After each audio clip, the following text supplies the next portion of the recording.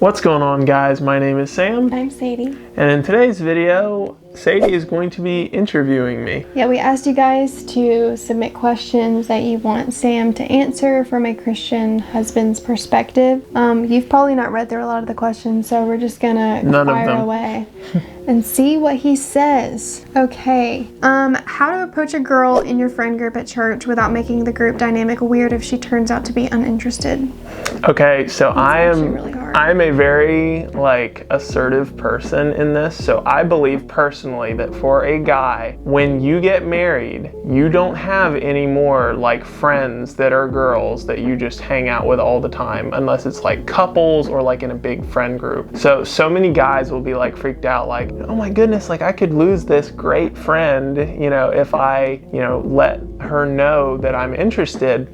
I think that as soon as that girl finds another guy, and let me tell you, number one, it's gonna make you mad if she finds somebody and you've been just sitting here twiddling your thumbs the whole time, waiting to do something. I say let them know how you feel, not in a creepy, weird way. Wait for an appropriate time to say it, but figure out how you can make your feelings known. And if that makes the relationship weird and awkward, you are gonna probably lose that relationship with them at some point anyway, or at least you should. If you have really close girlfriends while you have a girlfriend or a wife, I don't think that's appropriate. So, it's kind of all or nothing for me. Don't be weird, but be assertive. A huge shout out to our Patreon family. We have the names right here. If you are interested in supporting our ministry and what we do, if you find our content valuable, you can join our Patreon page at the link down below in our description. There are different tiers of giving, and if the Lord compels you to give to our ministry and help us to keep on doing what we're doing, then it would be very much appreciated. How do you make space for your partner to feel safe? How do I make space for her to feel safe? So I have not read these questions beforehand. What do you think the interpretation of this question is? Is there a, basically, how do I make time to make her feel safe, for example? I don't know, it's kind of confusing. I think they mean emotionally. Emotionally? Probably. Yeah, just always trying to put her feelings and concerns first and foremost, even if it's something that feels, we all have fears that other people think are irrational, but I always try to make sure that I comfort her and that I, hear her even when, something might not be a big fear of mine, for example. Yeah, that's good. What song do you enjoy to worship together, and why does it hold a special memory? Is there a particular one? What's the song by Kane, In All of You? Oh, yeah. All of You. I love that song. I listen to that song a lot, and it makes me cry a lot. That's a very, very good song. Yeah. A few of Kane's songs are some of the ones that we listen to. It's so hard to find really biblical worship songs that aren't about us and our our power to do things and stuff like that. I just love worship songs where I can basically recite scripture and talk about God's qualities, because I believe that's what worship really is. Yeah, that's good.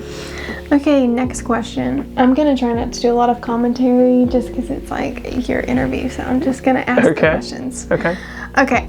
My question for Sam is, how do you make sure Sadie feels seen and heard when there is conflict? When there are disagreements, how do you show her that you are for her and not against her? Thanks. That's a good one.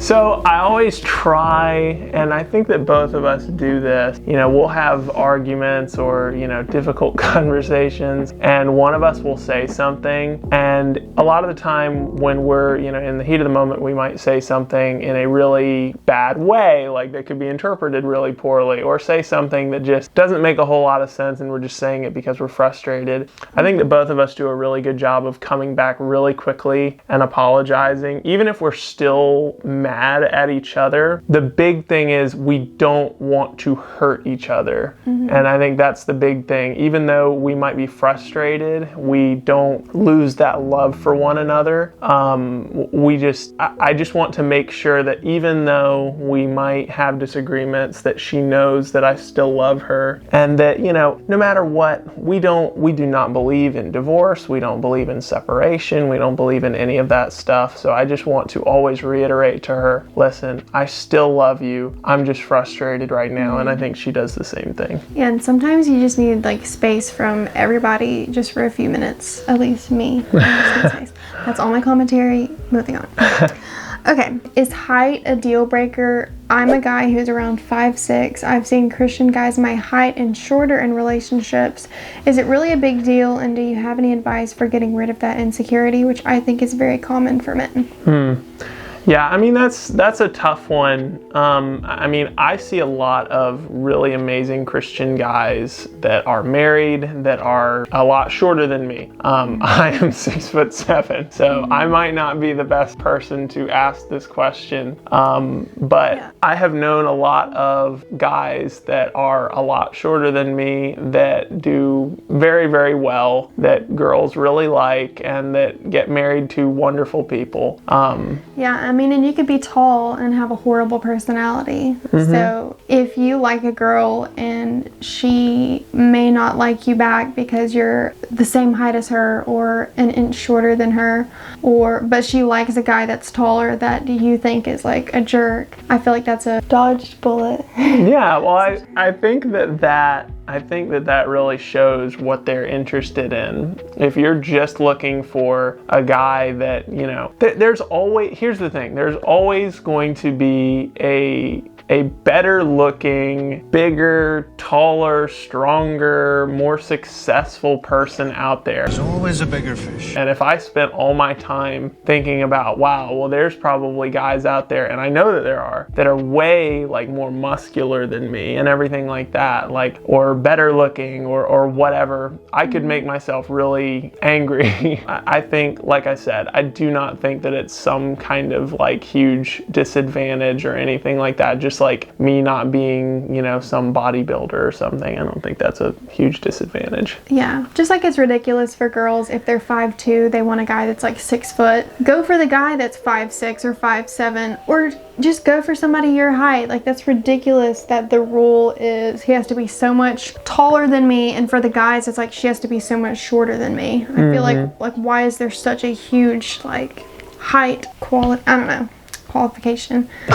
How do you handle arguments? How do we handle arguments, honey? This is your interview. So I think that typically, and this is just me being 100% honest here, I think that a lot of the time that's one of the things that we really need to like grow in. So we've been married for less than a year. Almost a year. Yeah, almost a year. And when it comes to like the really big decisions in our lives, a lot of the time, you know, when one person says, you know, hey, I want you to consider this, then the other person, you know, I think that we can take offense to things. Completely different communication styles, completely different love languages, so it's just hard. I mean, everybody typically marries their opposite, and in marriage you're going to find that you're going to have trouble. There's sanctification, so marriage is not easy. Well, the thing is, it's two broken people trying to come together and blend their lives together. And, you know, for some people it takes a really long time. For other people it's pretty easy and seamless. I would say that we're somewhere probably kind of on the in-between scale as far as, you know, we have a lot of really good times. We have some times where we definitely have a lot of disagreements. And it's just because of, in my opinion, the season of life that we're in. Well, just the season, you go through different seasons in marriage where things are just harder than other times. But then I feel like the longer you're married, you get to figure out how you want to handle those situations. But I read a book where it talks about relationships come in seasons of like the winter season, the summer season, the spring season, and so that just continues on throughout life, and that's just what it is being a person, you know. And one thing that I think is so important about how to deal with arguments, though, is make sure that no matter how mad you are at each other, that you still take the time to stop and pray. Because I can't tell you how many times that both of us have been irritated with each other, that we have just been like, okay, now we need to pray. And then in the middle of the prayer, I feel like the Holy Spirit telling me, like, you need to pray that, you know, that we would just surrender the, sense of pride and about who's right and who's wrong, and that you would just help us to love each other, that you would help us to honor you and glorify you with the things that we say. And I think there's a lot of power in that too. And another thing that I feel like helps for me is just, even if we're in the middle of an argument, like hugging each other, I feel like that just eases all of my anger most of the time. Frustration. I don't know what word. You can submit any word there. I can't ever stay frustrated with you. Hello, my question is for Sam. I was wondering, what would you say is an important characteristic of a godly man that he should have as he dates a girl with the intention of marriage? Thank you.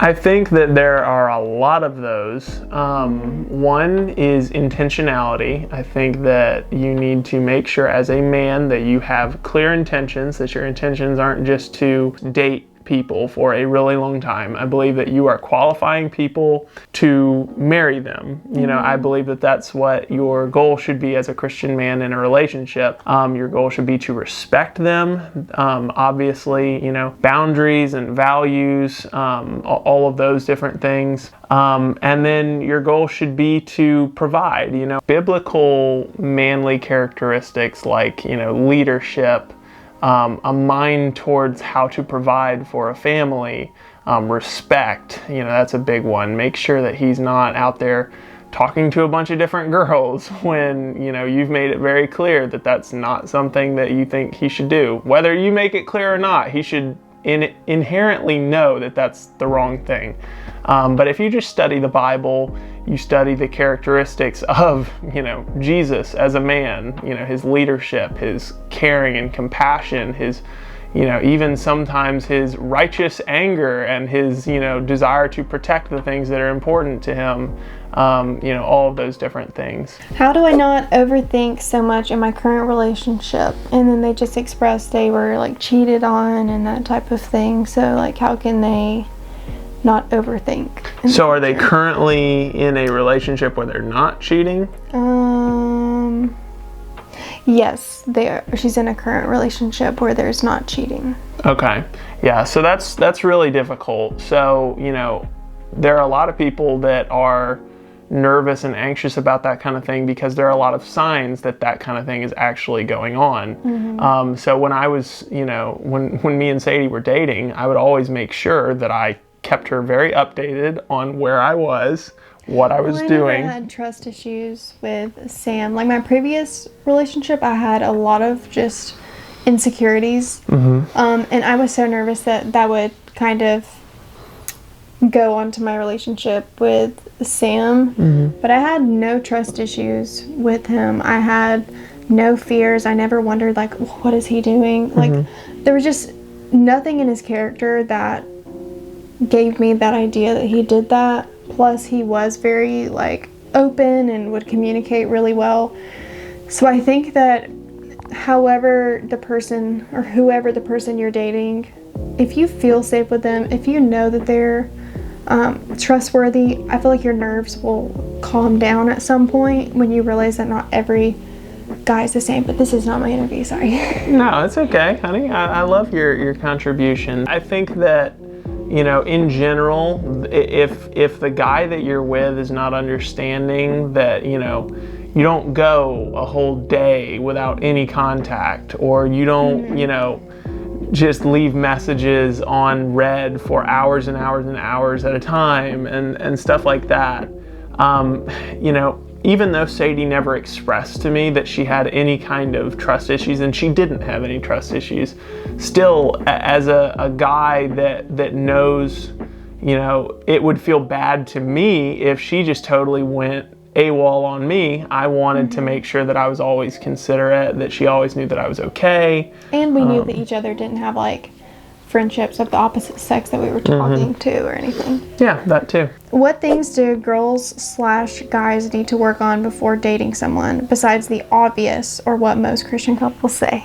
Let me tell you, the big thing that you have to work on is just make sure that your convictions and your walk and your relationship with God is not going to get a ton worse when you get exactly what you wanted. So a lot of the time when I was single, I would pray to God that when I find the right person, like, don't let me lose this sense of urgency to get to know you better and to devote my time to you. Because I think that sometimes, you know, God is wanting you to have things happen to you that are going to make you more like Jesus. Sometimes those things are really painful. And I think sometimes God knows that if you have a relationship, that your quiet time and your devotion to Him is going to completely fall off a cliff.